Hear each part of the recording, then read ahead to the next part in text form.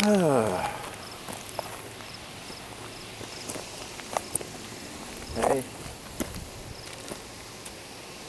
Well, here we are. Last episode. Doing Breathe Part 2. Last one. This is a community center. I grew up not too far away from it. Back when I was a kid, young kid, they had this thing where they had like a bunch of scrap wood and stuff. And you could, they had hammers and nails. You can go build yourself your own little clubhouse. And that lasted all of about a year.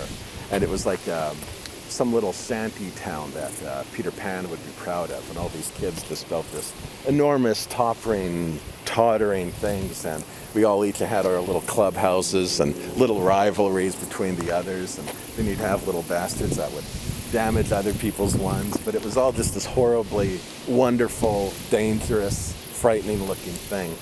And it was... it lasted one season. Then the next year, it was kind of like...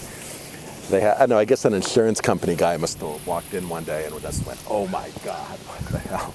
They kind of tried the second year with donated stamped wood, but it was in short supply and there were many, many rules. It just wasn't happening. It was kind of this one moment in time and moved on. But it was glorious while it happened. And also a thing that used to be here, and unless I am blind, it is no longer here. Behind all these trees, there used to be this hill. And it was, everyone called it Preco Hill, and they would go there with their bicycles and do, tricks and jumping around. And it was a big lumpy ball of mud with lots of cement and junky parts there and whatever. And it was a destination for many of us, especially Chad with his bicycles. Now when Chad got old enough to drive, he would get into Mustangs, but before then he was all into BMXs, and there was no better place to take a BMX bicycle than the Preco Hill. I always wondered what Preco stood for. I thought it was like some kind of Spanish name or something, but I realized now, as I was driving around trying to find the hill, and I realized it was all plowed and taken away, that all the companies surrounding it do prefab concrete, so I guess Preco Hill. So much for mystery. That's the problem with time in life, is all mysteries eventually get destroyed. And Preco Hill, now Preco Hill was here until just a few years ago. In fact,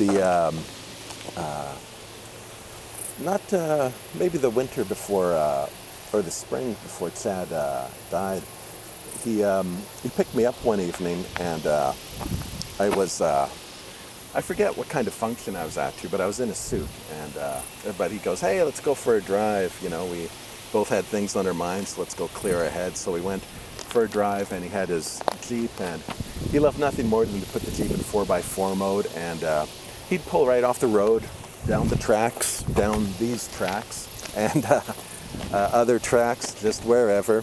And of course, Preco Hill being this big bumpy thing, it worked very well for 4x4s, so boom, up there. Now this was actually getting into springtime. And so it was, things were frozen, melted, kind of in that in-between way. And on the other side of Preco Hill, there's nothing but a big mud field.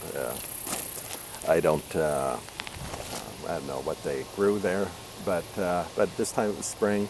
And so it was, he expected it to be frozen, and when he started driving on it, it was frozen. But after a little while, a few minutes, I was like, looks like we're surrounded by water, and we're stuck. So, boom, we were stuck, boom, right down to the axles. Me and Chad in the middle of a field. And me in a suit, no less. So he got out and he tried to winch himself out. This is nothing new to Chad. But just absolutely no luck. But something about being at Preco Hill was very appropriate. Actually, I remember one time Chad found an abandoned Jeep at Preco Hill. And he was bragging to me later about how civic and he was, because he called the the authorities and let them know that there was a stolen, abandoned Jeep there, and so that they could come and take it away. And he was telling me how proud he was that he kind of did some kind of civic duty. And then he showed me the spare tire he was able to get off it, and all the other car parts he was able to get for himself off it. So there's no situation you can't profit from. So that was, sad. So we were out stuck in the mud field, and it was a full moon. And it was, things were still frozen, but it was springtime. It wasn't horrible. It wasn't unbearably cold. So kind of slooshed out there in my suit up to my ankles in mud. And I noticed there was kind of a lake had formed in the middle of this field. And there's the full moon, and a bunch of ducks had come by, and they had formed a circle. And they're all squawking at each other. And I realized that this must be like some kind of weird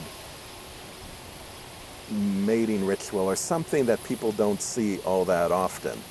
And so under the full moon, all these ducks squawking at each other, going after, and it was actually kind of, it was messed up that we were there. Some couple of grown-ass men stuck out in the middle of a mud field. There was something magical going on in that field. So I took out my phone and I started recording this sound of what was going on. And Chad, when I made, at the end of Breathe Part 2, when you hear the swamp sounds and stuff, that's what you're hearing. You're hearing the recording of one of the last great Chad adventures. Also at the end, there's kind of, the piano kind of does this doom, doom, doom, doom, doom, doom, doom, doom, doom, doom, doom, doom, doom, doom, doom, doom, doom. And the significance of that is I talked about Breathe and how we never agreed on Breathe. And Chad's version of Breathe was that little bit of music, and that was kind of the backbone of it. And it was going to be that bit of music with something that he came up with over top of it. And it was sort of the song that never got finished, that he never ended up writing. And so I just kind of threw that in as kind of the way to fade out. On a previous video, I mentioned how the whole song is kind of an inside joke between him and me. All the lyrics are kind of taken from songs we worked on, and they're kind of somber versions of old, stupid punk songs at one point, I think. How does it go? Crazy, you'd have to be, you'd want to be. And that used to be from the song Red. And I mentioned parts of it were kind of twisted versions of others. Some other more ridiculous songs we wrote together, but only he would really understand that joke there. Yeah, so Preco Hill is kind of gone too, which is kind of interesting. That's where we all kind of came from. And it's well, I guess everything has its season, and it's okay. We enjoy things that for when they're here, and I think it's important not to get too worked up about things, and just but do remember that the things that are in front of you, they're there for a season, and maybe it's best that we don't hold on to things and just do it. You know what? Or maybe I just don't know. I don't know. Oh well. So long, Preco Hill. You were fun while you lasted. Oh well. Okay.